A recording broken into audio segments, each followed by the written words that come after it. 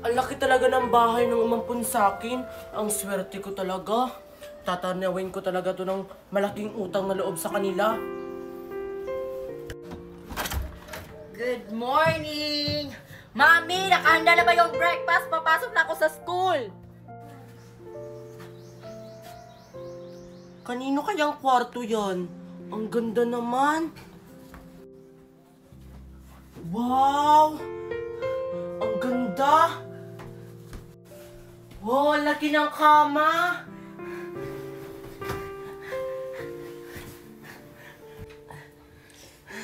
Ngayon na ako nakahiga sa ganitong kalaking kama. Tapos, ang lambot pa. Matulog nga ako. Mami, handa mo na yung sasakyan ha. Papasok na ako sa school. Magbibihis muna ako.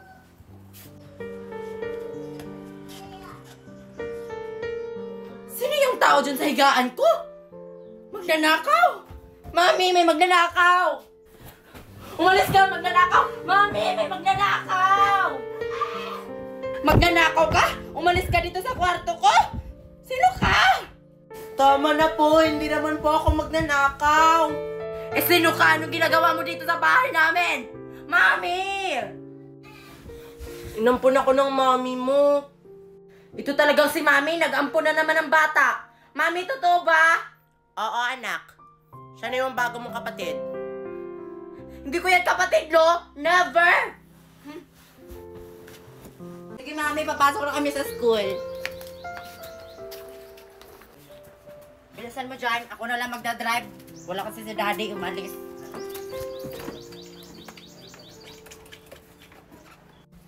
Sana hindi ako late. Ay, salamat, Rises, na pupunta na ako sa kantin. Hoy, ikaw. Bakit sunod ka ng sunod sa akin, ha? Hindi naman tayo magkapatid, ha? Wala kasi akong kakilala eh. Eh di humanap ka ng mga friends mo. Huwag mo na ako susundan, ha? Ang hirap pala maging normal. Walang gusto makikipagkaibigan sa akin. Uy, Queenie, nandyan ka pala sa kantin. Kanina pa kita hinahanap. Eksena, bakit mo naman ako hinahanap, Mickey? Wala lang. Tara, bumalik tayo sa school. Ah, sige. Mamaya ko na lang kikitain yung boyfriend ko. Busy pa siguro yun.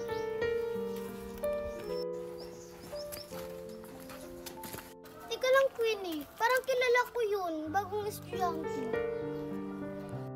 Ah, yun? Yung bago si Jante na yun?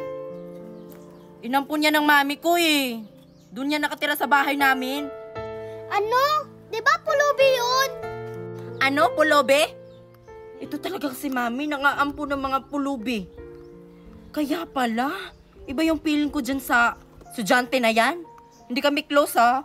Ah, si Precious. May pulubi sa bahay nila. Si mami yung nagpatira sa kanya, ha? Hindi ako. Ito talagang si mami, humanda sa akin yung pulubi na yan. Halika, may plano ako. Wait lang, kapatid. O bakit, Precious? Di ba gusto mo ng kaibigan? Kami na lang. Total, mababait naman kami. Talaga ba? Kakaibiganin niyo ako? Tara, sumunod ka sa amin.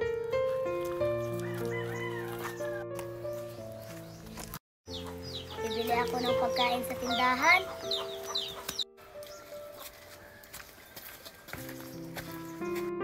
Oh, ano pang hinihintay mo dyan, Gwynilyn? Lumuhod ka na dyan, no? Bakit naman ako luluhod dyan? Kung gusto mo kaming maging friend, lumuhod ka dyan. Kasi, yan ang gagawin kapag gusto mo kami maging friend. Ganun ba yun? Sige na nga.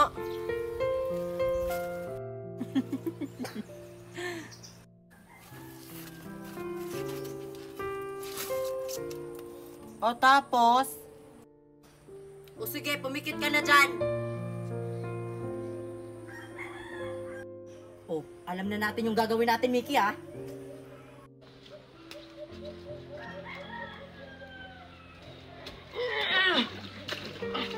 Yan ang nababagay sa'yo! Yan ang nababagay sa pulubi na kagaya mo! Tama na yan! Tara na! Che! Ano bang ginawang kasalanan ko sa kanila? Gusto ko lang namang makipagkaibigan.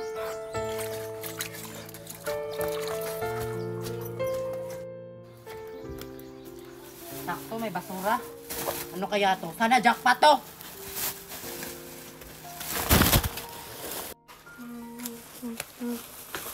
Aray, namamangga! Natapon tuloy yung dala kong basura. Bibenta ko pa yan. Pasensya na po, di kasi kita nakita. Di kasi tumitingin sa dinadaanan. Sa susunod, tumingin ka sa dinadaanan mo. Teka lang. Familiar ka. Ha? Kilala mo ako? Oo, namumukhaan kita. San ba yun? Di ba pulubi ka? Paano? Inampun kasi ako, kaya ganito na yung kasuotan ko. Pinapaaral nila ako, pero iba yung trato ng mga anak niya sa akin. Palagi nila akong binubugbog. Agoy, kawawa ka naman. Bumalik ka na lang sa pamamalimos. Tara, mamamalimos tayo dun. Ayoko na maging pulubi. Inaantay na ako ng kumukupkup sa akin. Sige, mauna na ako. Sena, bahala ka kung ayaw mo sumama sa akin. Mamamalimos na nga ako. Palimot pa, limot. Napagod ako sa buong araw ng klase.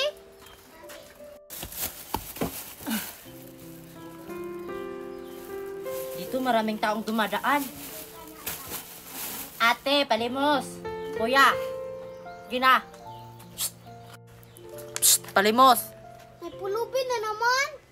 Oy, ikaw bata, bigyan mo ako 1,000. Grabe naman tong pulubi to. 1,000 hinihingi. Hindi mo ako bibigyan? Sige ka, nang babato ako. Hindi mo ako bibigyan? Babatuhin kita. Wala akong pera, pulubi. Wala daw pera. Pero doon nag-aaral sa mamahaling paaralan,